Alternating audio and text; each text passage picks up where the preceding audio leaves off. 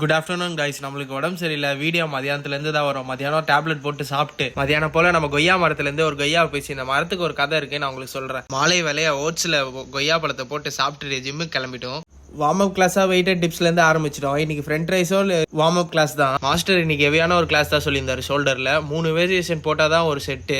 அடுத்த கிளாஸாக shoulder tumble plus தான் போட்டிருந்தோம். இன்னைக்கு எனர்ஜி லெவல் ரொம்ப கம்மியாக இருந்தது. ஹெவி வெயிட்டே போட முடியல நம்மளால. தம்பிளில் நெக்கு போட்டு ஷோல்டர் கிளாஸாக முடிச்சாச்சு. நம்ம பிச்சனை கொடுக்கறதுக்கு நிறைய பேர் இருக்காங்க. நான் ஃப்ரேம் வச்சுட்டு போனால் இவன் எடுத்துட்டு வந்து பார் வச்சுட்டு நான் தான் முன்னாடி வந்தேன் சண்டை போட்டுனுக்குறான். அடுத்த கிளாஸாக தம்பிளில் பை போட்டிருந்தோம் டபுள் ஹேண்டில். அடுத்த கிளாஸாக பை ரேடில் ஓப்பன் போட்டோம். அடுத்ததாக பிச்சனை கொடுக்க வந்துட்டார் கைஸ் இவரு.